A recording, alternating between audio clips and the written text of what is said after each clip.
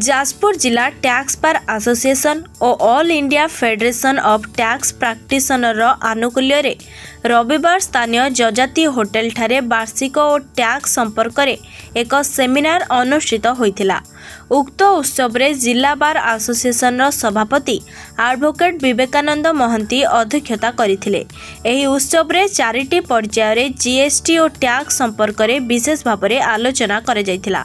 उक्त उत्सव को मुख्य अतिथि भावे मान्यवर विचारपति हाईकोर्ट बीआर षडंगी आनुष्ठानिक भाव में प्रदीप प्रज्वलन करथिले।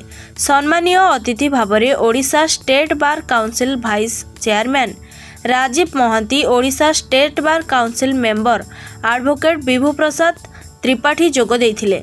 जीएसटी, आईटीएस और कर आदाय विभिन्न आईन तर्जमा करथिले।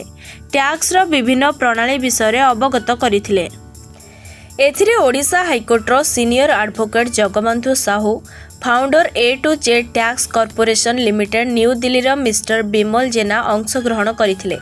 इनकम टैक्स संपर्क में मुख्य वक्ता भाव में ओडिशा हाईकोर्टर सीनियर एडवोकेट वासुदेव पंडा मुख्य वक्ता और वक्ता भाव में कलिकता हाईकोर्टर वरिष्ठ आईनजीवी सुभाष अग्रवाल, इनकम टैक्सर मुख्य कमिशनर दिल्लीर गोपाल धल प्रमुख जोगदे इनकम टैक्स संपर्क में करदाता माने सरलीकरण उपाय रे कर देबे से संपर्क में विस्तृत आलोचना करथिले।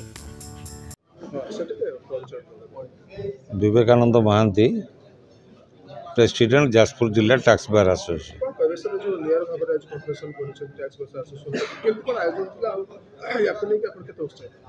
निश्चित भाव में ये जाजपुर रोड रे वन डे टैक्स सेमिनार करने जाजपुर जिला टैक्स बार एसोसिएशन जिते कर्मकर्ता और सभ्य मैंने दिन राति अहर परिश्रम करी आज सफल कर। आज गोटे दिन पूरा सका संध्या पर्यंत आम कॉन्फ्रेंस थिला एवं जो 4टी सेशन थिला। इनागुराल सेशन रे आमर हाईकोर्टर मान्यवर जस्टिस बीआर षडंगी उद्घाटन करछंती।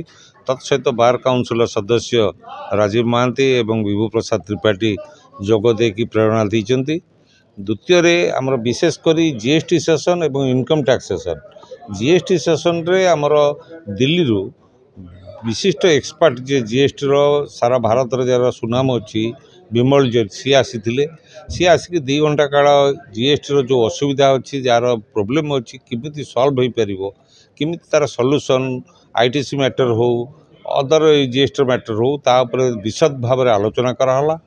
एवं अन्य मानक भितर इनकम टैक्स रो विशिष्ट एमिनेट एडवोकेट कोलकाता हाईकोर्ट रो सुभाष अग्रवाल आसते, जगबंधु साहू हाईकोर्टर सीनियर एडवोकेट आसते और विशेषकर all India federation tax practitioner eastern zone रो जे चेयरमैन विवेकानंद महांती तांकरी प्रत्यक्ष तत्वावधान कार्यक्रम होता। एवं लास्ट रे आमर जो वैलिडिटरी सेशन है से आमर ह्यूमन राइट्स कमिशन रो मानवर सदस्य असीम अमिताभ दास मुख्य अतिथि भाव एवं विशिष्ट वक्ता भाव बा आमर अन्यतम अतिथि भाव आमर जे सब बेले आमर मुरबी आम जहाँ को कही था आमर friend philosopher guide doctor Prafulla Chandra Gadai सी जोगदे आमको उत्साहित करछंती। अन्य मानक भितर सारा ओडिशा रु कटक टैक्स बार हो, Bhubaneswar tax bar, Khordha tax bar, Balasore tax bar, Bhadrak tax bar, Berhampur tax bar, आप Keonjhar tax bar, Rayagada tax bar, Sambalpur tax bar विभिन्न जगह से सबू राउरकेला टैक्स बार सबू आसी। तेणु 200 रु ऊर्ध्व आमर डेलीगेट होती सका आमर यही बर्तमान सर जाऊँगी।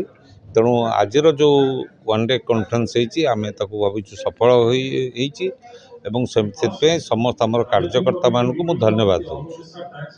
जिला संपादक जितेंद्र कुमार नायक स्वागत भाषण करथिले। एही कार्यक्रम रे जिला और जिला बाहरु 400 रु ऊर्ध्व आईनजीवी जोग देथिले। जदि एटा जोटा आईटीओ इनकम टैक्स ऑफिसर रोचंती कार्य कार्य तांको ऑफिस एटी अछि आउ जाजपुर रोड यही जगार कलेक्शन टैक्स कलेक्शन उपरे निर्भर करुच्ची। एटी आउ अधिका ऑफिसर रहिबे कि तांको सुपरवाइजर ऑफिसर रहिबे एडिशनल कमिश्नर किंबा चेक कमिश्नर रहिबे सेटा जाजपुर रोड टैक्स कलेक्शन उपरे डिपेंड करुच्ची। तेणु सेटा एठिकार जी इनकम टैक्स ऑफिसर सी लिखित सी रिक्वेस्ट कले से पुणी डिपार्टमेंट जहाँ कर। जाजपुर अभिमन्यु मिश्र रिपोर्ट ONA खबर।